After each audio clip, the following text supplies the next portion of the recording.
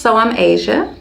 I am a mindfulness practitioner and I do a few other things as well. A modern day Renaissance woman.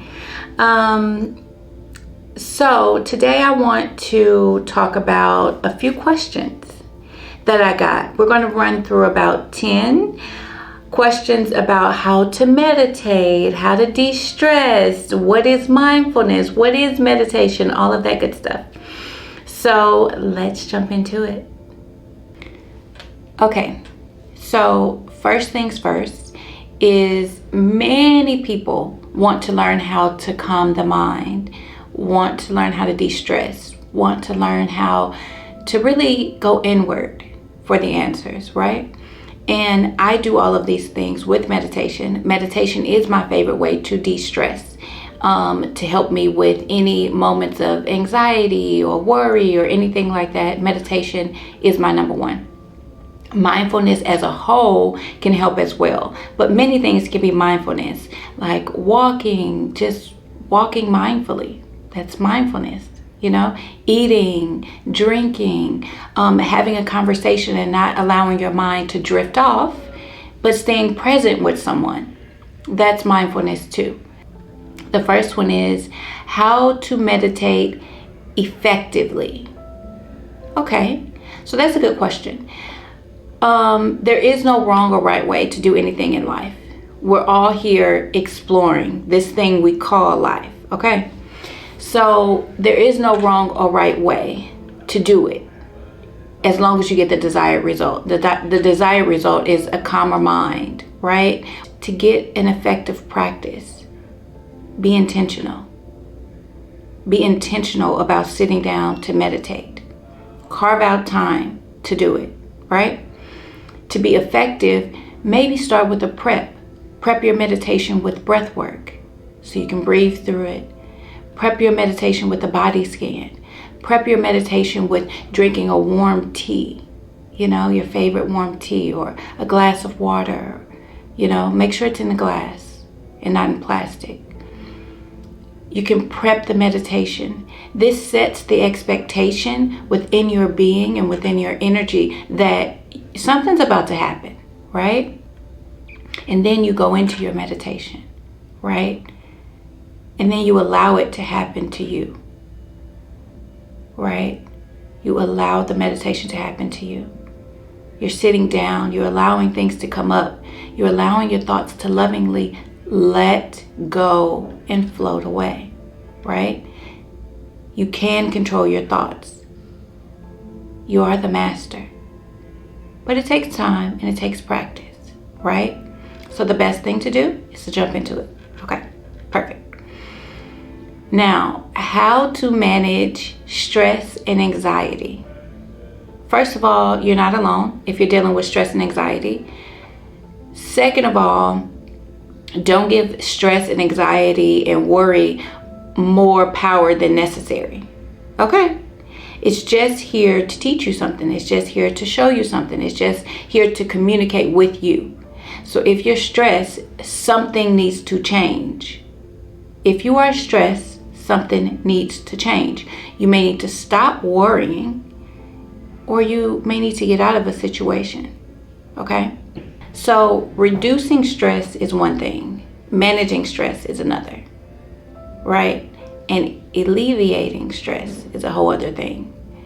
So the more you become present in your life and the more you become an observer of your thoughts, of your being, of your circumstances, the more you self-observe and self-reflect, you will understand how you get stressed. And then you'll be able to prevent it before it happens, right? In real time. But that takes self-reflection. That takes understanding the circumstance before it happens.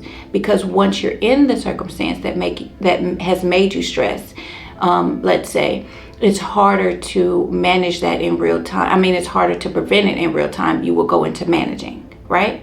So then managing your stress, if you're already in the stressful situation, you breathe. First thing you do is breathe. Deep, meaningful, intentional breathing. Deep belly breathing.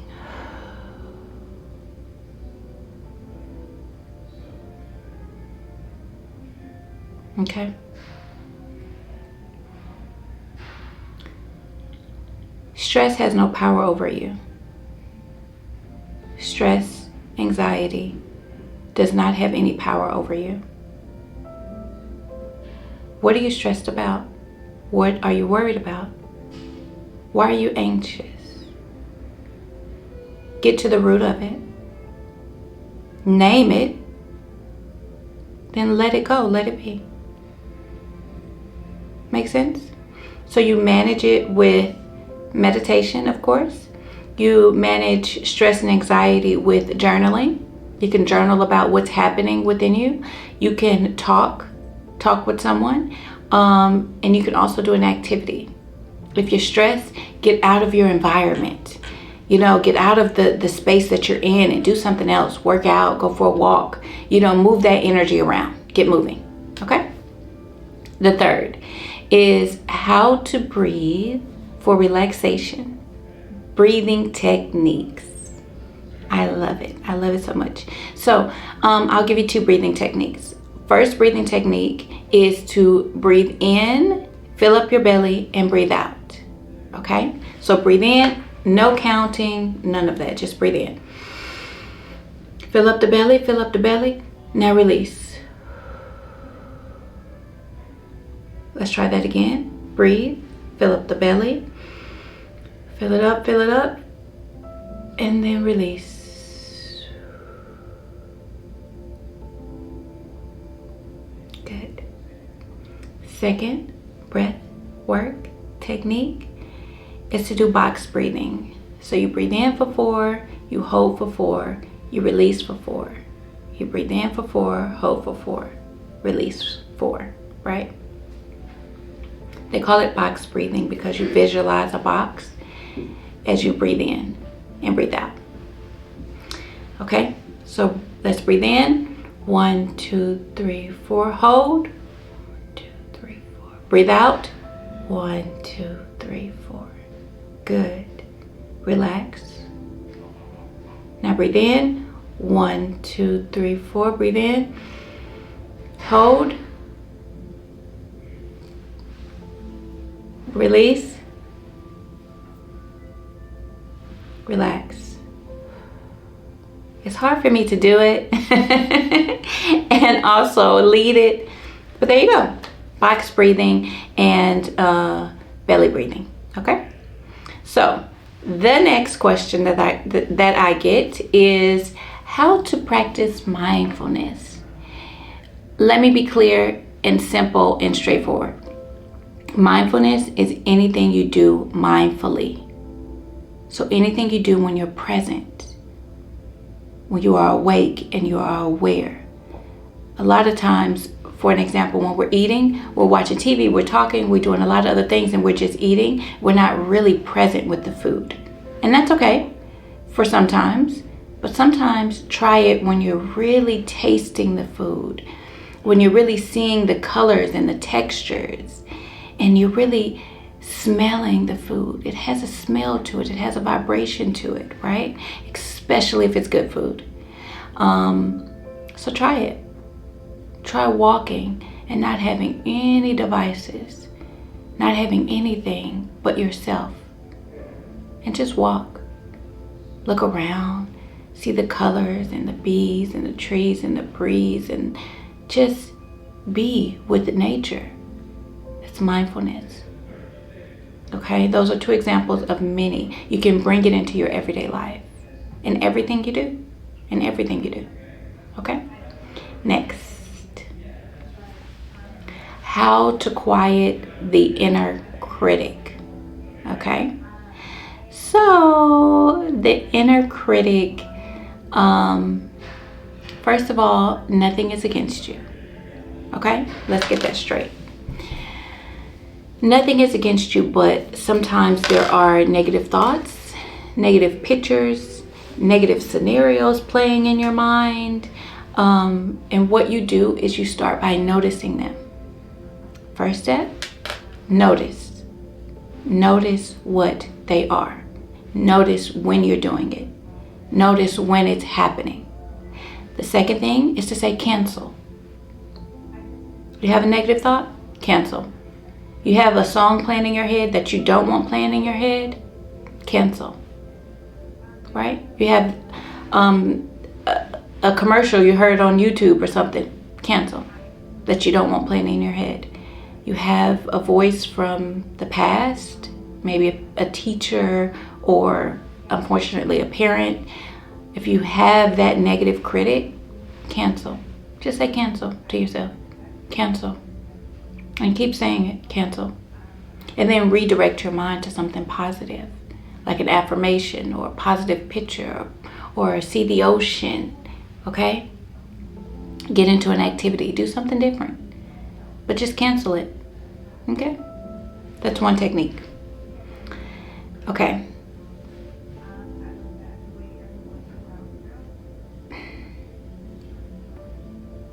Again, I have to say this. The inner critic has no power over you. You don't have to believe it. Every thought that comes into your mind is not your own. You don't have to believe it. Cancel.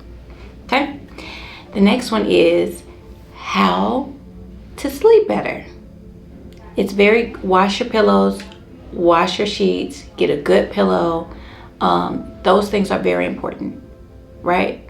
Unfortunately, there are people that are in circumstances where they don't always get to have the best quality of sleep, of bedding, and all of that stuff. So if that is you, then do the best you can. But before you go to sleep, try to take a moment to yourself. Observe the day. Observe yourself. Meditate. Breathe. Go through a breathing exercise. Do a body scan. Go through my videos. Maybe I'll try to tag it. Whatever. Do a body scan before you go to sleep. And it helps the quality of your sleep. When you're intentional about breathing before you go to bed, doing a body scan, reflecting on your day, reflecting on yourself, just having a moment to yourself before you go to bed and not being on TikTok or Instagram or social media, whatever it is. Yeah. Okay. So I think that's simple. That will help you in your quality of sleep. Your bedding, breathing before you go to bed, doing a body scan before you go to bed, and having a reflective moment. You know, breathing through each vertebrae. Okay, just breathe. Okay. The next question is how to practice gratitude. My favorite thing. What I do when I practice gratitude, I look for small moments in my day. I look for medium moments and big moments. I was trying to find a better way to say that. But I look for small moments, like a good cup of tea or a good compliment from someone, a real good friend, or a nice moment in the day where I exchange, where I have a good human interaction with someone, and that we don't want anything from each other. We just had a nice moment, you know, a smile in passing. I'm grateful for those moments.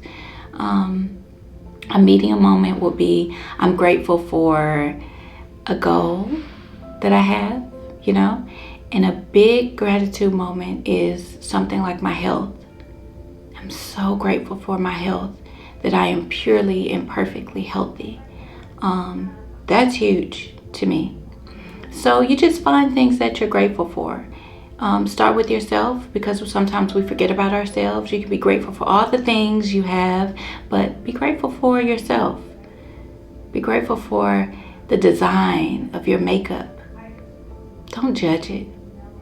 Let it be. Let it be perfect. Okay? How to let go of negative thoughts.